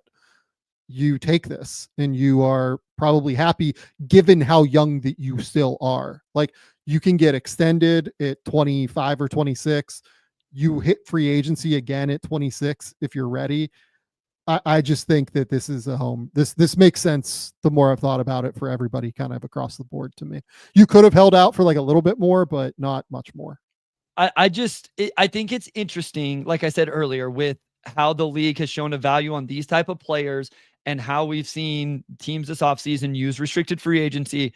All I'm saying is I just wonder if Portland could have looked at it and said, let's get another year of data and not feel like they were going to be exposed to paying him a whole lot more than this, even if he has a really good year. I just wonder if that scenario could have played out, and then they feel better about giving him a number because they saw it for another year in this context. So, yeah.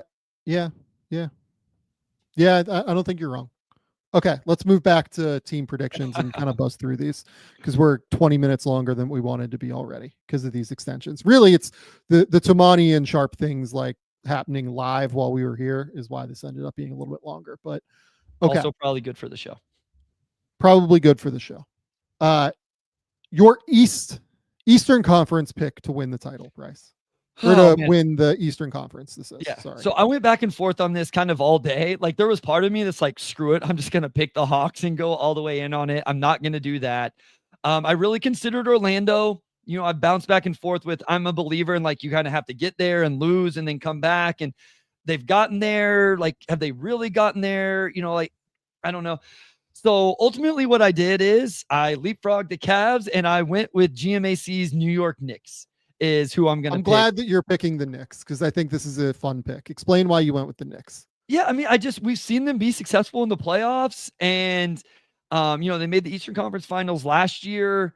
I think this is a good team. I think they have one of the, you know, it was interesting. I was listening to a pod today that, you know, talked about them having two of the best players in the Eastern Conference that are healthy, you know, in Brunson and Cat.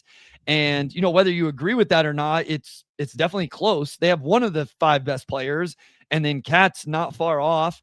They're leaning into the 2 big lineup. You know, it's funny how much Mitchell Robinson's health often, you know, is such an important part for this team. Deuce McBride's still there. I like the Yabusele addition. I'm terrified of their depth a little bit. I think Jordan Clarkson's fine to help them in the regular season.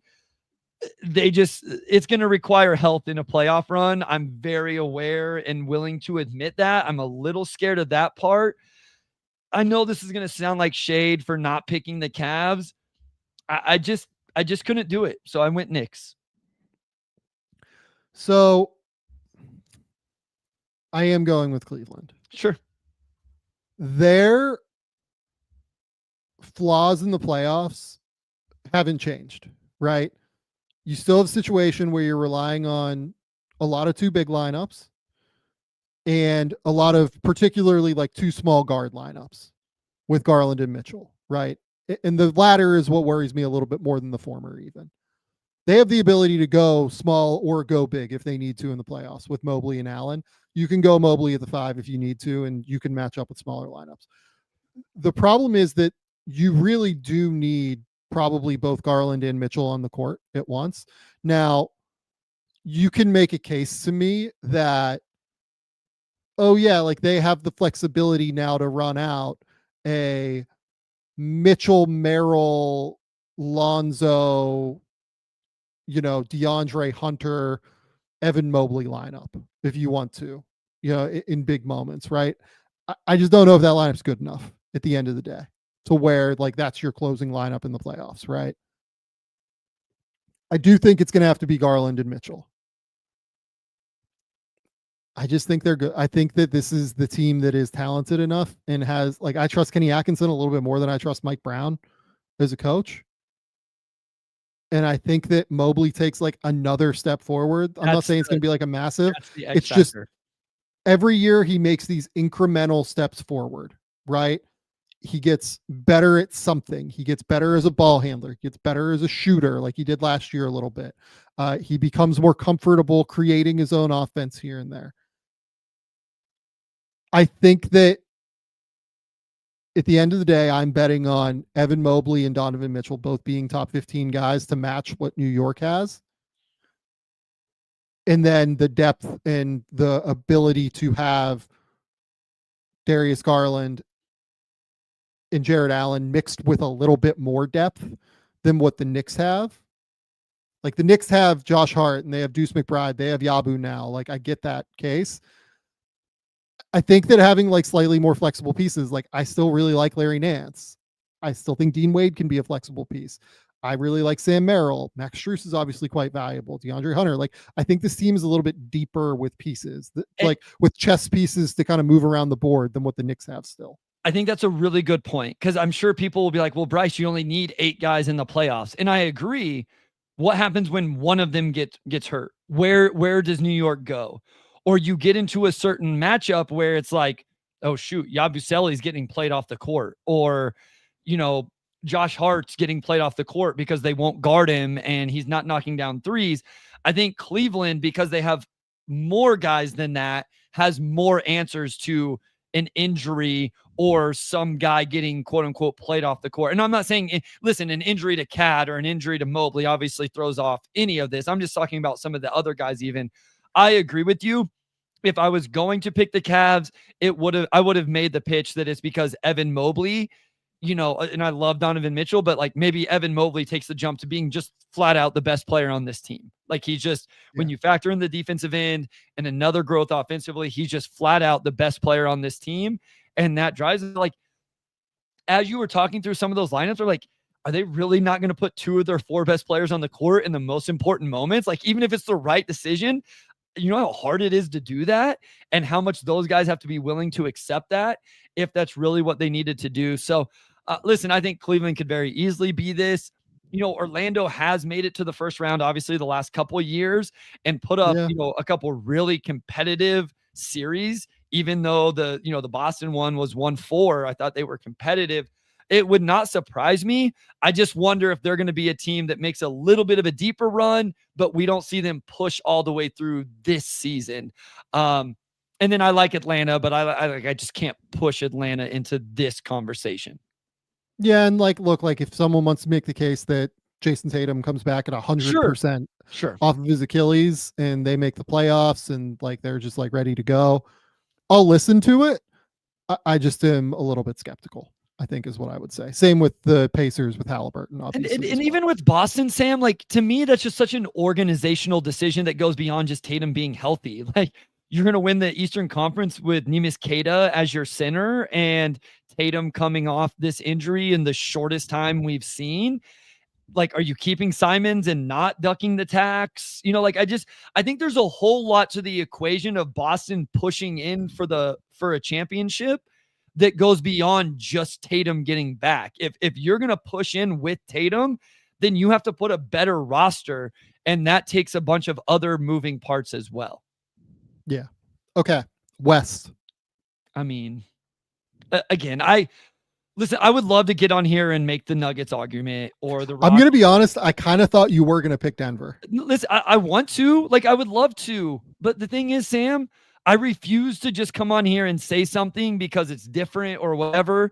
And if it's not what I believe, I think Oklahoma City is the best team in the NBA sitting here on October 19th. And because of that, we can talk Denver and I'm sure we will, but I just can't with, all honesty, truthfulness, whatever, say anybody other than OKC, because that's not what I truly believe. So I'll say Thunder, even though it's not fun or whatever. Yeah, I mean, look, nobody's going to be surprised that I picked the Thunder, right? I mean, I picked them to win the title in the preseason last year. Got a little bit lucky with Boston's injuries and Pacers injuries or whatever. But look, if you're going to make a case against Oklahoma City, the case is that they made a deep run last year. It's very hard to win back-to-back titles in the modern NBA because it's just a grind. It's an absolute wear you down deal to have to play this many games back-to-back years, 200 plus games, over the course of that run. It's very hard. It's very, very hard. And I get it. Jalen Williams already coming into the year, not fully healthy, right? Yep. I get it. If you want to make the case against Oklahoma City, I'm just not going to be the one to make it because I think this team is an absolute juggernaut on defense. I actually am a strong believer of what Kevin Durant said recently, that offense beats defense in the playoffs by and large. But there are 2 flaws to that in Oklahoma City's case. First, Oklahoma City is outlier defense. They are outlier incredible on that end, especially come playoff time, because playoff games get more physical. Refs allow more physicality at the point of attack, and that's exactly where Oklahoma City thrives. Second, they're fucking great on offense. They were 3rd in offense last year, and they're very, very good on that end of the court. So look, you want to try and make the case that, oh, their offense fell off a little bit in the playoffs. That is true. They only had a 114 offensive rating in the playoffs last year. That's accurate. But do you know what got better last year in the playoffs? Their defense. Their defense allowed 105.7 points per 100 possessions last year in the playoffs. That is like completely ludicrous given where the average defense was in the league last year, given how hard it is to defend now in the NBA. It is bonkers to be that good on the defensive end. And while I do strongly believe in offense over defense, Oklahoma City has enough offense to win, in my opinion. So you combine the two factors, it is Oklahoma City to me. They're like very clearly my pick. And it's, again, lineup flexibility to go big and small. You can go supersized and match those Houston lineups with Chet and Hartenstein. You have the depth to be able to do it with Jalen Williams too. You can go super small with Chet at the 5 and go 5 out while retaining like super high level movement and flexibility on defense. You can go with all sorts of monster offensive lineups, defensive lineups in the backcourt with guys like Shea, J-Dub, Dort. AJ Mitchell is a year older this year. Aaron Wiggins obviously is still good. Isaiah Joe is like their 10th best player in the playoffs. Like it's just wild. They're a monster to me, and I think that they end up winning. Net rating is fun to look at for the playoffs. I've never done this before, but yeah, because like you have some teams that like blew out a first round opponent and then lost in the second round. I mean, Cleveland has the number one net rating from last year's playoffs at 11.8. Yeah. And Denver was a negative 5.5 net rating. It's very funny. The Knicks negative 0.5. It's just kind of interesting to look at. So, I mean, so what I was going to say is, and I think you can make an argument, and then I think the offensive thing, you can actually make a counter argument, but it did take 2 7-game series for OKC to win it last year. Yeah. So like, I'm not going to sit here and just say they're going to be the, 72-10 and, 4-4-4-4 and all of that. But my counter to that is, and why I believe in it a little bit, they shot 34% from 3 as a team in the playoffs. Shea was at 28. J-Dub was at 30. Chet was under 30. Dort went down to 34. Cason Wallace was at 32. I'm not saying all those guys are going to shoot, their regular season 3-point percentage, but it's not like it was just like a crazy 3-point percentage run from them or something like that. So I think you can look at both sides of that. Now, to Denver's point, they've lost in 7 games in the second round of the playoffs the last 2 years, and so it's like, it's not like these last 2 years they've completely fallen off and were not a factor whatsoever. So I think, that, along with the fact that we both think at the very least their depth got better on this team, I think Denver is definitely worthy of part of the conversation whenever we're talking about this. I can't put them above OKC right now. Yeah. And look, like, unsurprisingly, given the case I just made, I have Oklahoma City winning the title. For all of the reasons I just said. I think that they are the most flexible, versatile offense and defense like combination we've seen. Like, I felt Boston was incredibly high level last year as well. Like, I don't really see a second team quite like that Boston team. I think Denver, with its offensive half-court offensive, God, that was like double offensive there in the same sentence. It's half-court offensive execution really plays up in the playoffs in a significant way with Jokic. I think that they have a real case to like elevate their game in the playoffs. They're deeper this year. Denver would be my number 2 pick to win the title right now, for what it's worth. Yeah. If I was ranking title contenders, like, I would have OKC 1, I would have Denver 2. I mean, it gets hard after that. It's hard to go to another Western Conference team because that team would have to go through one, if not both, of Denver and OKC to get there. So to me, it seems a little bit difficult to not go to your Eastern Conference team after OKC and Denver. Yeah, it probably is like Cleveland 3, Knicks 4, and then I think I would have Golden State 5. I was gonna say, you might get a run of Western Conference teams after that. Yeah, I would have Golden State 5. I would probably have Houston 6. Minnesota would be up there before I got to Orlando.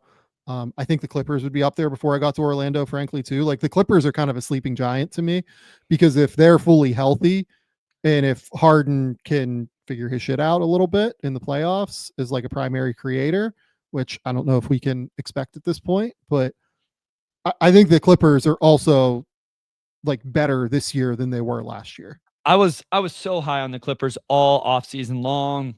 Really like defended the Brad Beal move and how much I thought that made sense when combined with the John Collins and all of that. I guess it was the John Collins move that then allowed the Brad Beal deal or whatever. But and then I think maybe I over-indexed the Kawhi Leonard, all of that stuff, and like what it was going to mean for the 25-26 Clippers, where like I don't know where we're at. Like a lot of that conversation has died down, and it just seems like maybe it's not going to impact the team at all.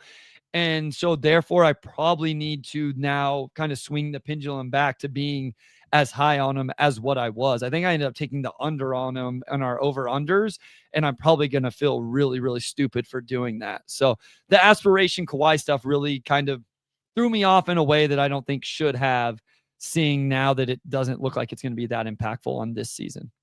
Yeah. It's just hard like to bet on in the preseason that Kawhi is going to be there.